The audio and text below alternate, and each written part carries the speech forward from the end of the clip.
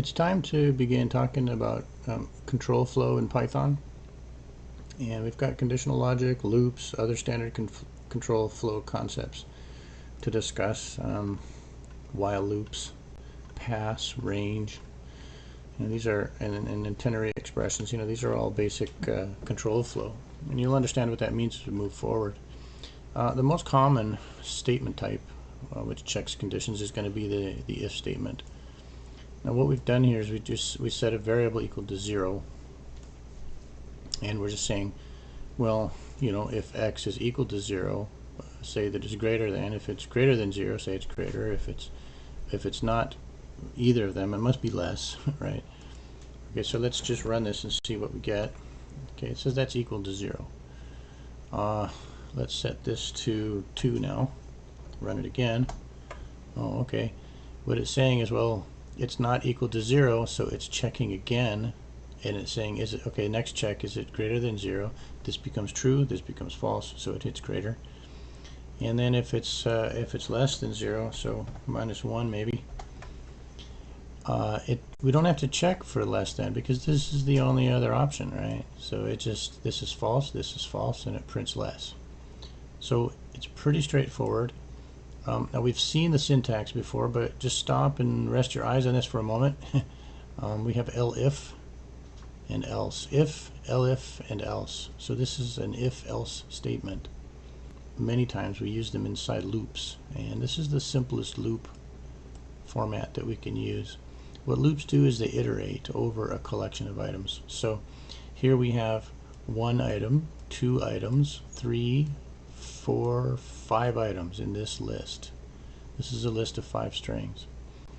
And if we say for x in strings 2, what it's going to do is it's going to create this temporary x variable, and it's going to loop through this until there's no more items. So obviously it's going to loop 5 times. The first time x is going to be equal to this.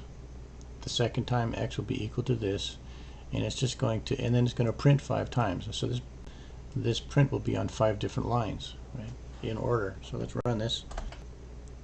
So again, it's in sequence, right, because this for loop is going through it in sequence.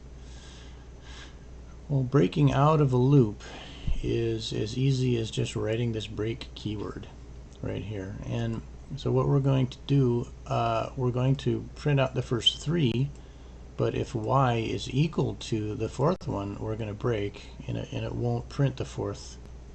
Instead of setting this temporary variable equal to x this time, we'll set it equal to y. Alright, so can you understand how the break works? Yeah, the first time y is equal to 1st. The second time it's equal to 2nd, right, and it prints that. The third time it's equal to 3rd, and it prints that. The 4th time it's equal to 4th, and it says, is it equal to 4th? Yes, this is true, so stop. Don't do anything. So it just breaks out of it. Okay, so that's the break concept, breaking out of a loop.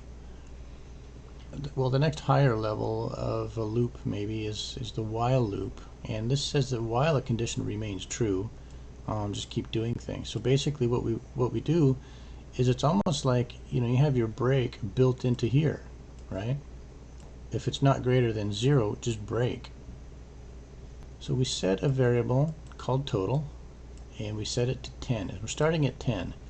And the first time it checks, is a 10 going to be greater than 0? Yes. So it's going to run this. What's this line doing? Well, we could write it like this: tot equals tot -1, right? It's going to run this, and it's going to say the number is 9.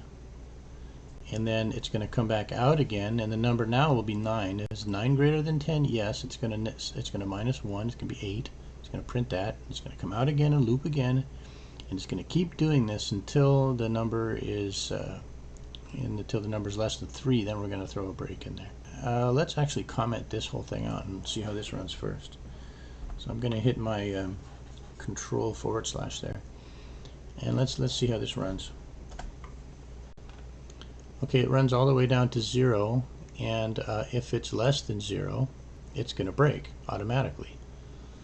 So if we want to stop it early, however, we can uncomment these, control / and run it again. Yeah, and okay, what it did is it got less than 3, which is 2, right? Then it printed it out here. The number is 2. Then it said, well, is that less than 3? Well, yeah, it is. That's true too. So it comes in here and it prints this also in this loop. It prints this, and then finally it says we'll break out of it.